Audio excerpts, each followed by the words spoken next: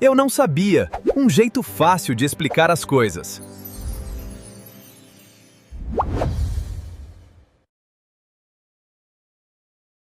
Olá, sejam muito bem-vindos a mais um mergulho por aqui.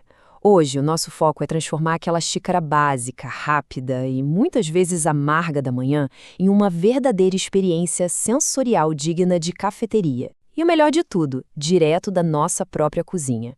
É hora de usar um pouco de ciência e fundamentos práticos para elevar de vez o nível do café de todo dia. Bora lá? Tem uma frase que ilustra de forma brilhante o nosso papo de hoje. O café perfeito não depende apenas do grão. Ele nasce no preparo, no controle da água e nos detalhes que a maioria ignora. E isso bate na tecla exata de que ter o controle das variáveis na hora da extração é o verdadeiro pulo do gato para fugir daqueles sabores muito queimados, adstringentes ou aguados. Não adianta nada investir numa matéria-prima incrível se o preparo não acompanhar. A equação onde a mágica acontece mora justamente na atenção aos detalhes. E para chegar nessa xícara perfeita, o nosso roteiro de hoje é o seguinte. Primeiro, vamos decifrar o código dos rótulos nas prateleiras. Depois, escolher a torre ideal. Encontrar o tamanho perfeito da moagem, dominar a química da água e as suas proporções e, para fechar, corrigir os erros mais comuns de preparo. Uma jornada completa e cronológica do supermercado até o primeiro gole. Então vamos à primeira parte. O código dos rótulos de café. O corredor do supermercado é, sem dúvida, o ambiente onde as decisões mais críticas são tomadas, muito antes da água sequer chegar perto do fogo. Quando a gente olha para a divisão de qualidade da ABIC e das metodologias internacionais, o contraste chega a ser chocante. Na categoria tradicional ou extra forte, as normas permitem até 300 defeitos em uma amostra de 300 gramas. Isso inclui galhos, folhas e até grãos mofados. E a indústria joga uma torra super escura por cima, justamente para mascarar todas essas impurezas. Agora, subindo o degrau para as categorias gourmet ou especial, o cenário muda radicalmente. Zero defeitos, grãos perfeitamente maduros, rastreabilidade total e pontuações lá em cima, acima de 80 pontos na rigorosa escala da Specialty Coffee Association. Aquele sabor limpo e delicioso começa, sem dúvida, na escolha certa da categoria. Outro detalhe que é um verdadeiro divisor de águas é procurar ativamente pelo selo 100% arábica na embalagem.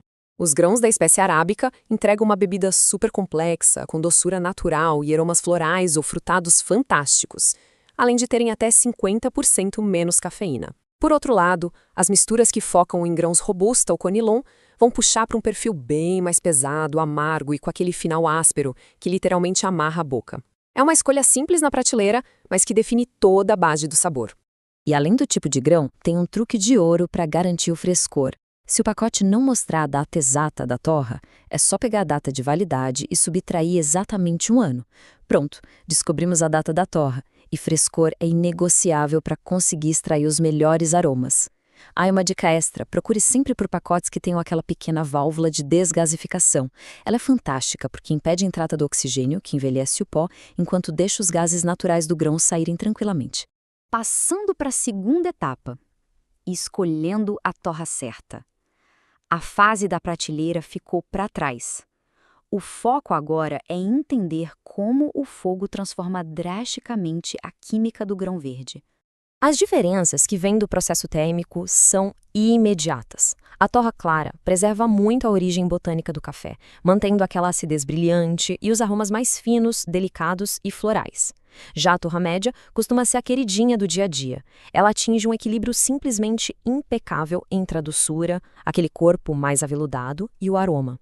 Agora, a torra escura, que prolonga o tempo no calor por até 15 minutos, praticamente elimina a acidez, mas traz um amargor intensíssimo, com notas de tostado ou até queimado.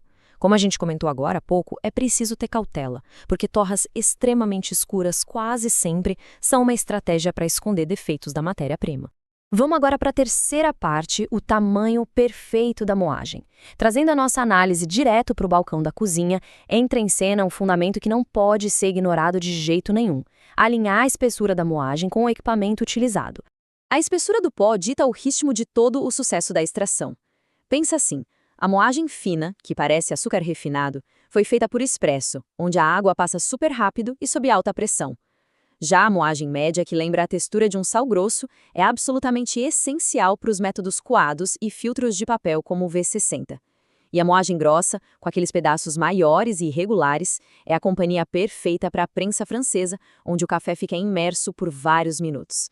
É muito comum ver as pessoas comprarem um grão espetacular, mas a bebida sair super raleada ou travada de amargor, simplesmente porque erraram a mão na moagem para o equipamento que tinham em casa. Chegamos à seção 4, água e a proporção áurea. Isso nos leva direto para o coração químico da bebida, focando nos dois elementos que, historicamente, são os mais negligenciados de todos. Olha só que realidade impressionante. Cerca de 95% do volume que está ali dentro da xícara é pura água. Apenas 5% correspondem aos compostos solúveis do grão. Então, reconhecer que a pureza da água é fundamental muda o jogo. Usar água mineral ou adequadamente filtrada é uma regra básica. A água da torneira vem carregada de cloro e minerais irregulares que causam reações químicas indesejadas, arruinando um café que tinha um potencial fantástico. E falando em água, a temperatura que a gente aplica é outro fator decisivo. A janela absoluta de perfeição para a extração fica estritamente ali entre 90 e 96 graus Celsius. Sabe aquele costume de deixar a água ferver loucamente, em ebulição, e jogar direto no pó? Pois é, isso é um erro crítico. Esse calor extremo queima instantaneamente os compostos mais sensíveis do café, garantindo uma xícara puramente amarga. A dica mais simples e transformadora aqui é: ferveu, desliga o fogo e espera de 30 a 60 segundinhos para atingir essa temperatura ideal antes de começar o preparo. E além da temperatura perfeita, é essencial dominar o que chamamos de proporção áurea. Isso significa abandonar totalmente o vício de medir ingredientes no olhômetro ou usando colheres de tamanhos variados. Adotar uma pequena balança de precisão na cozinha para controlar a matemática exata entre os gramas de café e os mililitros de água é a verdadeira linha divisória entre uma tentativa amadora e um resultado deliciosamente profissional e consistente. E na prática, essas regras gerais funcionam de um jeito bem lógico. A proporção 1:10, que quer dizer 10 gramas de café para cada 100 mililitros de água, entrega aquele quadro tradicional brasileiro, encorpado e bem concentrado. Se a ideia é uma bebida mais leve, excelente para revelar nuances complexas num V60 ou numa prensa francesa, a gente muda a proporção para 1:15. E num extremo completamente oposto, a proporção de 1:2 é o grande padrão do espresso, denso e intenso. Ajustar essa relação matemática é a ferramenta mais poderosa que existe para personalizar a intensidade da bebida exatamente do gosto de quem vai beber. E como referência rápida, uma colher de sopa cheia costuma ter entre 10 e 13 gramas de café. E assim entramos na nossa quinta e última etapa, erros comuns no preparo. A ideia agora é desconstruir alguns mitos persistentes e expor pequenos vícios do cotidiano que sabotam totalmente a qualidade final na xícara. Vamos passar rápido por esses pequenos deslizes que são fatais na cozinha. Usar água fervendo demais, já vimos que queima a bebida. Medir tudo sem balança, causa total falta de padrão. Moagem errada, gera cafés raleados ou extremamente amargos. Outro erro clássico é despejar toda a água de uma vez só, sem fazer a famosa pré-infusão, que é molhar levemente o pó e aguardar uns 30 segundos para ele liberar os gases. Ignorar isso bloqueia completamente os aromas. Tem mais, usar pó velho e oxidado, esquecer de limpar rigorosamente o equipamento que acaba retendo sabores rançosos e, por fim, aquele hábito de colocar açúcar na água ainda durante a fervura. Isso destrói por completo o processo natural de extração dos óleos e sabores do grão. Aqui a gente precisa combater um mito super difundido. O hábito de guardar o café dentro da geladeira é incrivelmente danoso. O pó atua quase como uma esponja lá dentro, absorvendo umidade e odores intensos de cebola, alho e outros alimentos na mesma hora. O lugar correto e totalmente seguro para conservar o seu café é sempre um armário escuro num recipiente perfeitamente vedado. É assim que se preserva a integridade dos óleos e os aromas naturais pelo máximo de tempo possível.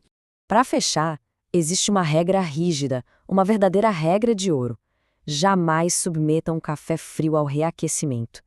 Aquela prática super comum de colocar o que sobrou da manhã no micro-ondas é uma tragédia completa para o paladar.